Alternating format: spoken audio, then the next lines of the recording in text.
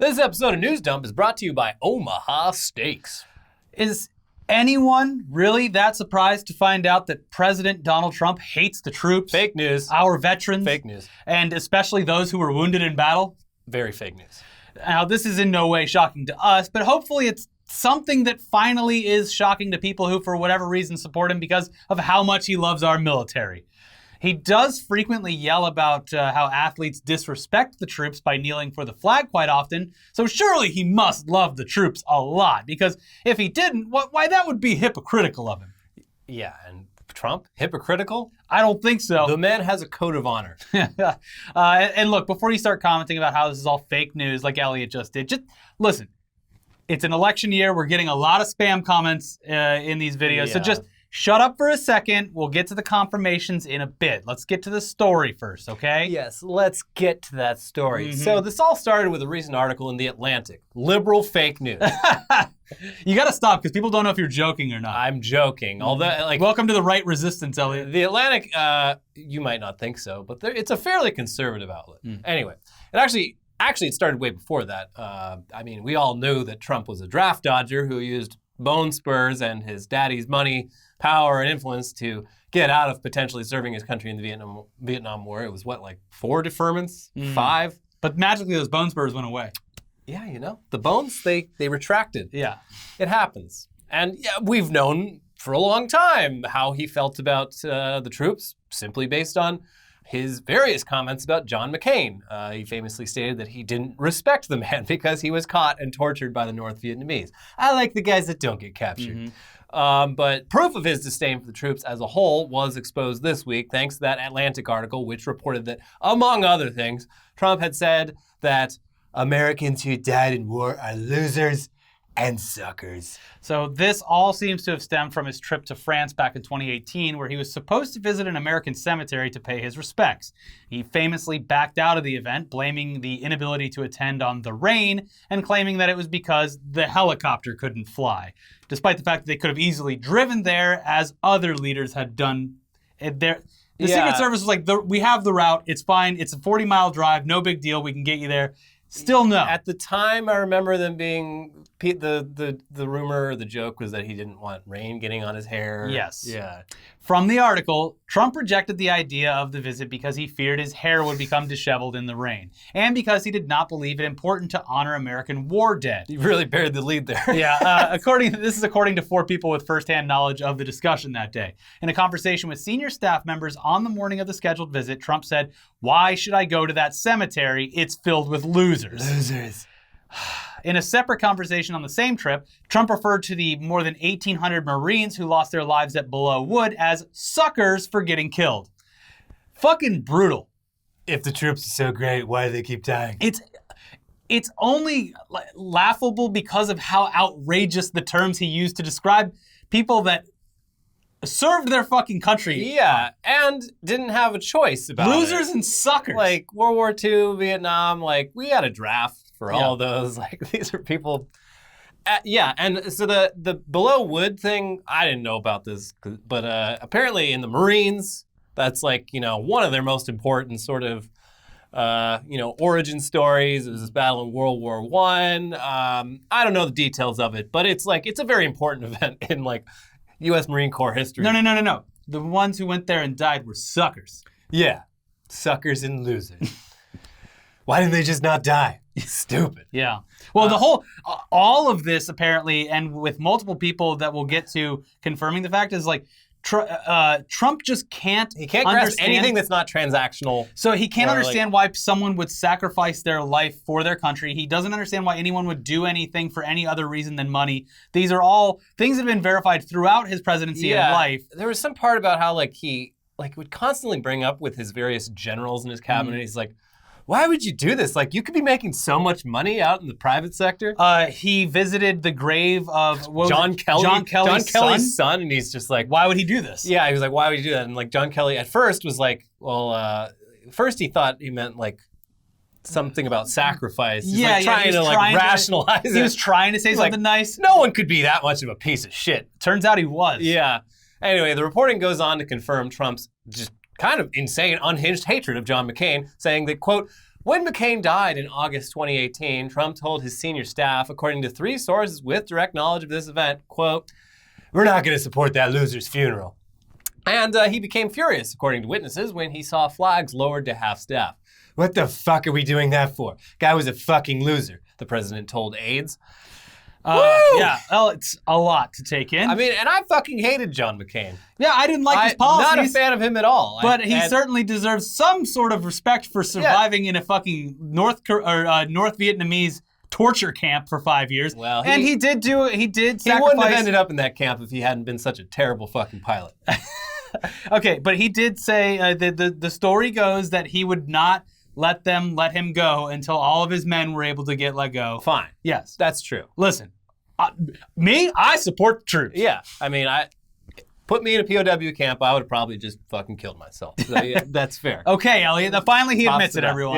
Yeah. Anyways, in response to the Atlantic's reporting, a White House spokesperson stated, "This report is false. President Trump holds the military in the highest regard."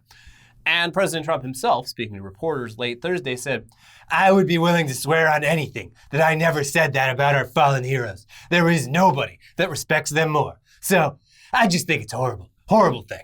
Yeah, in addition to that, he spoke specifically about the accusations regarding the things he'd said about John McCain, saying within multiple tweets, "I never called John a loser and swear on whatever or whoever I was asked to swear on that I never called our great fallen soldiers anything other than heroes. This is more made-up fake news given by disgusting and jealous figures in a disgraceful attempt to influence the 2020 election." So there you go. Trump says he never called John McCain a loser. Except he did, and it's on film. Also on Twitter. Yes. There's like a great side-by-side tweets. Yeah. Back in 2015, while campaigning to become president, he very much called McCain a loser. Here's the clip. So I never liked him as much after that, because I don't like losers. Now, well, did he though? Okay, to be fair, Deepfakes. To be fair, there's a lot of people out there that would just be like, well, someone obviously faked a tweet. This is a video, harder to fake. They can do a lot of things with CGI these days. And to be fair, we don't want you to think that we're taking his calling John McCain a loser out of context and claim that we're fake news. So yeah, look, he was clearly in this scenario talking about McCain losing his own presidential bid, but he still called him a loser. And unless you think there was no disrespect for McCain's service for his country, seconds later, Trump denies that he's a war hero and then says that people only consider him a war hero because he was captured by the enemy and tortured. Then utters the now infamous quote, "I like people that weren't captured." But Frank, let me get to it. He hit me. He's not a war hero. He's a war hero. He's a war hero. 5.5 years. He's a war hero because he was captured.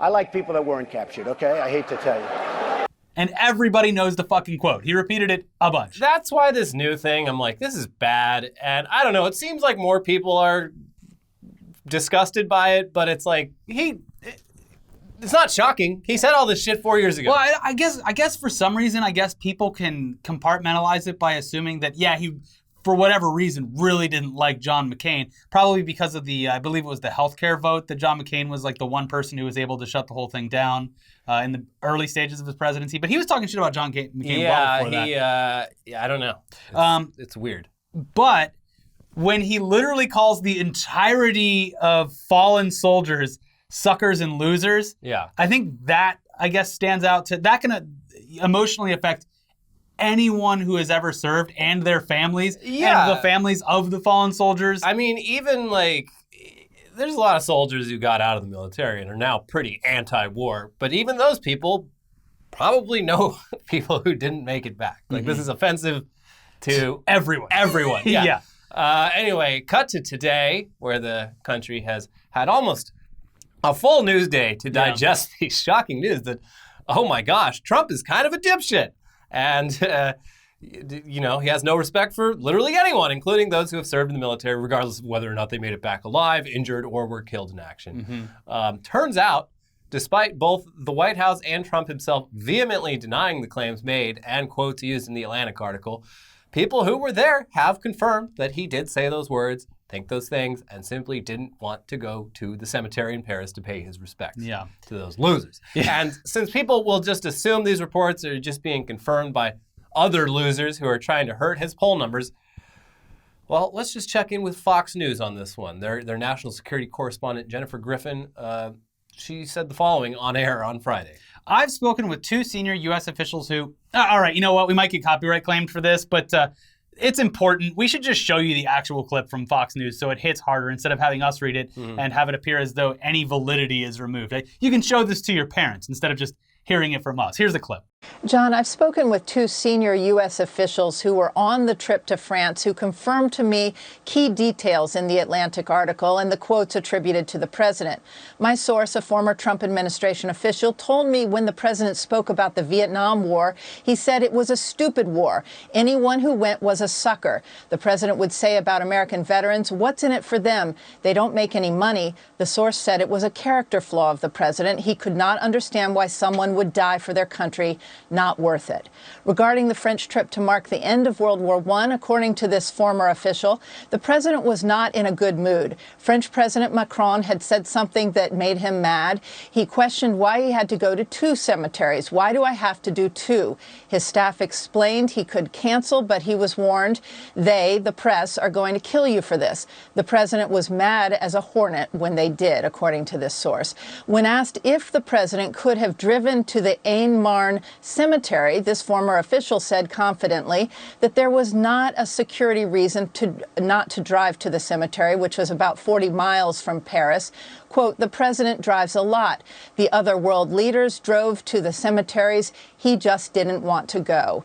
Regarding the president's July 4th military parade planning, during a planning session at the White House after seeing the Bastille Day parade in 2017, President Trump said regarding the inclusion of wounded guys, quote, that's not a good look. Americans don't like that. Regarding Senator McCain, the president, according to this source, just hated John McCain. He always asked, why do you see him as a hero? 2 sources confirmed the president did not want the flags lowered after McCain died, but others in the White House ordered them at half-mast. There was a standoff, and then the president relented. Wait a second, that's just MSNBC with the Fox logo put over it. You can't fool me. Excuse me, Elliot, it's actually pronounced MSDNC. Got him. In addition to that, one of his weird alibis about not being able to visit the cemetery was that he called home to Melania back in the States to say that he was upset that he couldn't make it to the cemetery. Well, yeah. I mean, if he's upset that he couldn't make it, then obviously... Yeah, I was so upset that I called my wife back home in America to be like, Melania, it's just so unfortunate.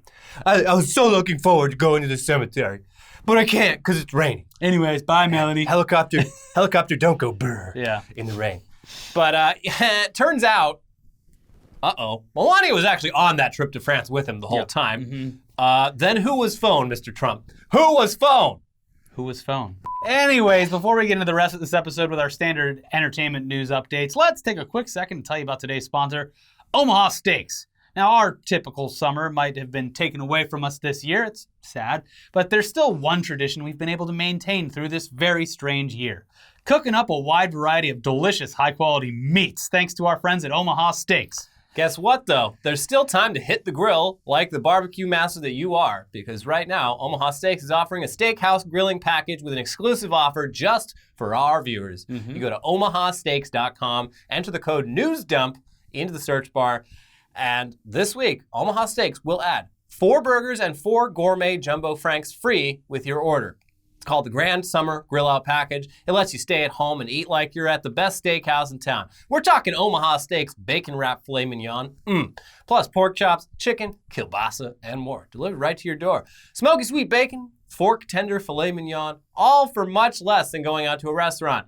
Every Omaha Steaks order is flash frozen, vacuum sealed, and safely delivered to your door in a cooler with dry ice, so the meat stays fresher than fresh. So order the Grand Summer Grill Out package now, and you'll also get those 4 jumbo franks and 4 Omaha Steaks burgers for free to complete that steakhouse experience. Visit omahasteaks.com, type in News Dump, all one word, into the search bar to shop Summer Grill Packs today. All right, now let's get back to it with some news from the world of entertainment. So, turns out one of the craziest sounding movies filled with an all-star cast that is going to be released this year wasn't even on our radar. That's because it was originally made for release nearly 40 years ago and hasn't seen the light of day since, until now. Yes.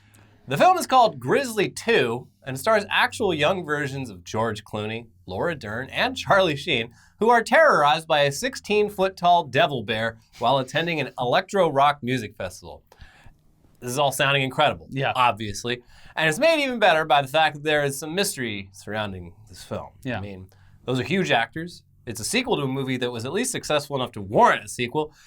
So what happened? And why is it only being released now? Well, now to be fair, it was filmed in 82 or 83. It was supposed to be released in 83. So all these actors, they were nobodies back then, except Yeah. Charlie Sheen's dad was famous. Right. So yeah, they weren't really on the radar as much. So I think it was one of George Clooney's first films. Yeah. So anyways, just crazy happenstance that all three of them happened to be in the movie. And apparently they weren't even like the main characters. They were very much side characters. That makes sense. So first off, a little bit more about that bear, because that's what you're all interested in. From an article about the long-lost film from The Ringer, quote, "The bear was a high-tech terror with lifelike claws and jaws and covered with real fur. A team of effects whizzes had spent almost half a year building this perfect beast before finally delivering it to a wide, leafy park outside Budapest. That's where the bear was to star in one of the most ambitious movies ever semi-made." So apparently the filming of this movie, it took place in the midst of the Cold War, while, quote, "Soviet tanks hid in the distance and secret police looked on." But as quickly as it all started, the film fell apart. Less than 24 hours after Grizzly 2 began shooting, the movie's American producer inexplicably vanished along with the money that he had raised. Oh, I love that. Yeah. After that, the production was able to resume because an American surgeon flew to Hungary to invest in it, Yeah. apparently stating that if the bear is real, if the concert is real, if the movie is real, then I will invest.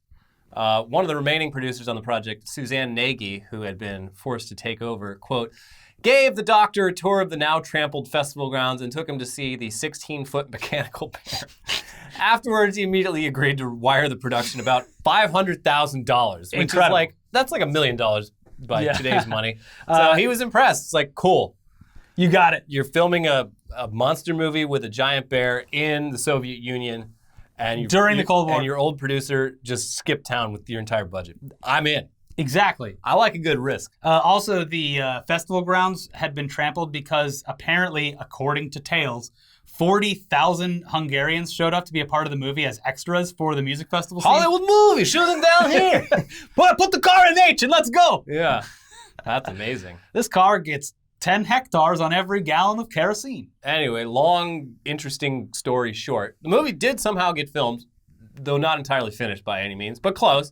And then whatever did exist in the movie just sat abandoned since 1983 in a Soviet nuclear bunker. Probably. Well, that all changed this year. The producer who had to take over the duties from the dude who just left town, she finished editing the film together using stock footage to piece scenes together. Oh, good. And that's apparently because there wasn't much of the bear in this movie because there was a violent onset accident within the first usage of the bear. Okay. Apparently not anything like deadly or anything, but there was a small explosion. People did get hurt. So they were like, all right, we're going to go back and perfect this bear. And by the time the rest of the filming's done, we'll have the bear ready and we'll film the bear scenes. That didn't happen. Should have just gotten a real bear like Roar, another movie that took decades to come out. This is why you don't make movies with animals. That was lions, I think, though, wasn't it? Yeah, that was yeah. lions. Don't film movies with animals. Just look up Roar, the movie. It's Yeah. like the fucking craziest shit. So what I assume is that the stock footage that was used to complete this is actual bear footage. You would hope. Yeah. So yeah, she used the stock footage to piece the scenes together. Grizzly 2: The Revenge, which is what it's now called, Okay. is apparently releasing for the first time ever this fall straight to streaming platforms. Sounds like shit. I know, this movie sounds like it's going to be horrible, but the story behind it and the actors who have almost certainly long forgotten that they'd even starred in Yeah. it makes it kind of interesting. If it's half as good as Roar, count me in.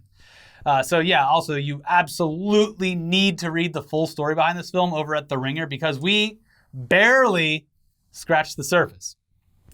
The link to that article is down in the description. I'm going to fix my hair because it's really fucking annoying. It's Varn here. Long hair sucks. Get us to 200,000 subs so I can cut it. Yeah, we need you. Yeah.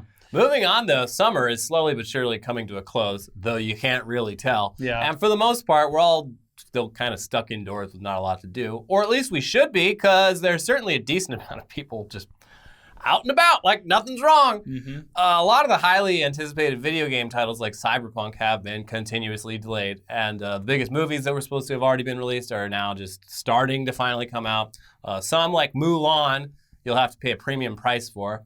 And some like Tenet, you might just have to risk your life to see. But if for some reason you're looking for a nice, cheap, lengthy list of things to watch in order to keep passing time during what is one of the worst years of an entire generation, Netflix does have you covered. Yeah, so for anyone who's for some reason never had Netflix or maybe pulled back on subscription services because of everything that's happened this year, the company now has a page set up so that you can watch some of their shows and movies completely for free. Over on their Watch Free section, you'll find episodes of Love is Blind, Stranger Things, Our Planet, Grace and Frankie, and then there's movies like Bird Box, Murder Mystery, and The Two Popes. Now, it's not much yet. Hopefully they put up more because they have a lot of stuff that they could promo and try to get people to subscribe with. Put an episode or two of BoJack on there. I've been watching that recently. It's fantastic. But hey, it's a handful of hours of content, and it's absolutely free in case you're somehow starved of content right now. Although we do enough for you every week. Yeah. You get hours of us every week. Hours. What are you complaining about? I am excited. There's a movie coming out next week with Robert Pattinson and Spider-Man, and it's apparently the book is extremely fucked up. So everyone, including me, are hoping that the movie is as fucked up. What's it called? I can't remember. Something about the devil. Okay. Yeah. Pattinson, by the way, he's got the COVID. So does Dwayne The Rock Johnson. Oh, really? Dwayne The Rock Johnson and his family. Damn. And he's not blaming the other family, but apparently in an interview said that, like, yeah, we hung out with another family who claimed that they'd been safe too, and we got it from them, but he's like giving them the benefit of the doubt. Nobody, if you're asymptomatic or you've just gotten it, you don't know. People go to the fucking grocery store. You have to go to the grocery store. You have to go see your doctor if you have a reason to. There's plenty of excuses as to why you would contract this. So very nice of The Rock to, give them the benefit of the doubt. He didn't catch it on set or something like that. Yeah. That's nice. Anyways. But hey, maybe you actually are curious about the theater-going experience here in the new normal.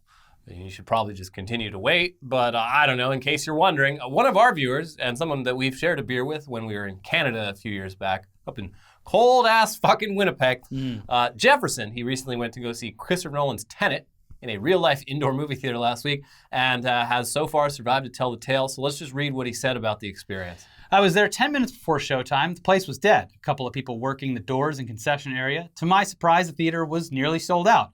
There were 36 seats available with seating spread out with either one row in front and behind empty and seats sold in pairs with 2 empty seats between each pair. So spacing-wise, it was good. Approximately 2 meters, or 7 feet, between anyone. During a moment of quiet in the movie, someone coughed and at least half the crowd let out a gasp. I mean, great for horror movies. Most people were wearing masks and all the staff were. If it wasn't for the fact that I've been dying to see a new movie and I love Nolan films, I wouldn't have considered going.